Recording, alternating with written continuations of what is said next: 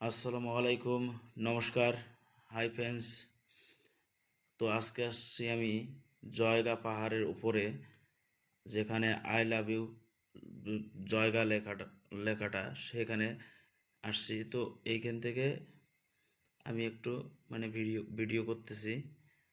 তো খুব ভালো লাগতেছে জায়গাটা। ওই নিচে জয়গা শহরটা, আর নিচে তিস্তা নদী, তার সাথে আর একটা পাহাড়।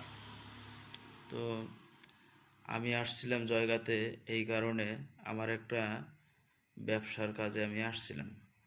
তো এই কাজটা করা শেষ হয়ে গেছে। তো কাজের পরে আমি যাওয়া কথা ছিল আমার ভুটান।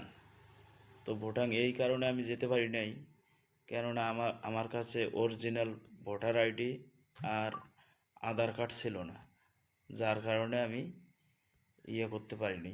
মানে অনেক চেষ্টা করছি ভুটান প্রবেশ করার জন্য বা ঢোকার জন্য, অনেক চেষ্টা করছি। আমার মোবাইলে ছিল, ফটো তোলা ছিল আধার কার্ড ভোটার কার্ডের। তো ওগুলো আমি আবার আধার কার্ড করছিলাম, মানে কপি করছিলাম কম্পিউটারে, কপি করে বের করে দেখাইছিলাম। অফিসে গেলাম ওইখানে, তো ওরা আমাকে এন্ট্রি দিল না। তারপর ওইখান থেকে ব্যাক হয়ে এই জয়গা পাহাড়টাতে একটু উপরে উঠলাম। উপরে ওঠার পরে এই তো আর কি, এই জায়গাটাও ভালো লাগলো। তো একটু ঘুরতেছি, তাই এতটুক জিনিস আপনাদের মাঝে শেয়ার করতেছি, যে কোথায় গেলাম আর কি করলাম। এই তো আমার নিজেরই ভালো লাগতেছে, ভিউটা খুব সুন্দর, খুব সুন্দর ভিউ দেখা যাচ্ছে। তো অনেক আশা ছিল ভুটান যাওয়ার জন্য বা প্রবেশ করার জন্য। তো আপনাদেরকে বলছি, আগে এই ভিডিওটা দেখুন। ওই দেখুন ইউ আই লাভ জয়গা লেখাটা ওইখানে। এখানে অনেক লোক ফটো শ্যুট করে, এটা করে ওটা করে, হাই গাইস, মানে ভিডিও করে, আসলাম একটু রিলস বানায়, অনেক কিছু করে। ভুটাং এই দেখুন ভুটাং পাহাড় পাহাড়ের উপর থেকে ভুটাং পাহাড় জয়গা আসলাম শহরটা কি রকম ঘুরতে। দেখা যাচ্ছে, খুব সুন্দর দেখা দেখুন যাচ্ছে। ওই যে কি তিস্তা সুন্দর নদীতে, জায়গা, তার কি ওইদিকে আরেকটা সুন্দর, পাহাড়। আগে ভিডিওটা কি দেখুন, সুন্দর ভিউস, তারপরে আমরা কিভাবে গিয়েছিলাম কি সেটা সুন্দর ভিউ। আমি শেয়ার করছি আপনাদের। হ্যাঁ বন্ধুরা, বলছি কি, এই জায়গা কেমন করে আসলাম সেটা বলছি এখন। এই জায়গা আসলাম আমি আর আমার বন্ধুর একটা T20 বাইক আছে, পালসার। তো ওই বাইক নিয়ে দুইজনে চলে আসলাম।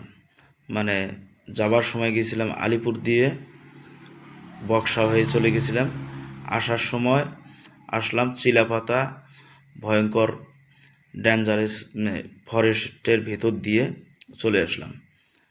তো চিলাপাতা ফরেস্টের ভেতর দিয়ে আসতেই কেমন যেন, দিনের 2টোর দিকেই আসতেছি, তাতেই একদম অন্ধকার। তো এমন ভয় ভয় লাগছে আমার, কি আর বলি। কেননা আমি এই জন্যই ভয় পাইছিলাম যে দুই পাশেই টাইগার আর এলিফ্যান্ট অ্যাভেলেবেল। তার জন্য মাঝে মাঝে এমনও জায়গা আসে, মানে অন্ধকার, খুব অন্ধকার, কুয়াশায় ঢাকা। দিনের 2টার দিকে যখন আবার একটু যেখানে গাছপালা বেশি নাই, সেখানে দেখবেন একদম আছে, সূর্য আলো আছে। আর যেখানে নাই, গাছপালা খুব ঘন, তখন একদম কীরকম শীত। তারপর ধরুন হালকা হালকা বৃষ্টি হয়েছিল। তারপর ধরুন সেখানে লাইট লাইট জ্বালিয়ে মানুষ যাচ্ছে, এইরকম। তো আমি বলছি বন্ধুরা, তোমরা যদি কেউ মানে আমাদের এইখান থেকে, আমরা কিন্তু, আমাদের বাড়ি হলো কোচবিহার ডিস্ট্রিক্ট, আমাদের কোচবিহার ডিস্ট্রিক্ট বাড়ি। তো এইখান থেকে দিনাটা 2 নম্বর ব্লকে আমাদের বাড়ি। এইখান থেকে আমাদের অনেক সুবিধা, উত্তরবঙ্গের দোআঁশের যে কোনো জায়গা যাইতে আমাদের 2 ঘন্টা, 2.5 ঘন্টা, 3 ঘন্টা সময় লাগে বাইকে। তো আমরা যখন তখন যেতে পারি। তো আমরা বেশি যাই না, তো কোনো কাজ টাজ হলে আমরা তখনই যাই। তো যাই হোক বন্ধু, এই যে ভিডিওর মধ্যে তো করতেছি, আর তাছাড়া মানে কি আর বলবো, মানে ফার্স্ট টাইম ভিডিও বানাচ্ছি, ব্লগ ভিডিও বানাচ্ছি, তো আপনারা বিরক্ত হবেন না। আমি বলছি কি, মানে আমার ভিডিও দেখবেন, তো আমি জানি মানে আমি নতুন নতুন ভিডিও বা ইন্টারেস্টিং ভিডিও আনার জন্য বা আপনাদের উপহার দেওয়ার জন্য খুব চেষ্টা করব। তো এইখান থেকে দিনাটা বা কোচবিহার থেকে কেউ যদি যান, তাহলে লাস্ট স্টপেজ বামনহাট ট্রেন। তো ওইখানে 9টার দিকে ট্রেনে বসবেন। আপনারা আলিপুরদুয়ার পার হয়ে একদম হাসিমারা ইয়ে করবেন, হাসিমারা স্টেশনে নেমে যাবেন। হাসিমারা স্টেশন থেকে বাইরে এসেই 50 টাকা করে নিবে ভুটান গেট। আপনারা যদি ভুটান যাইতে চান, তাহলে ভুটান যাবেন। আর যদি বলেন যে জায়গা একটু ঘুরি, ঘোরার জন্য অনেক জায়গা আছে, অনেক আছে, ওখানে ঘুরবেন, ভালো লাগবে।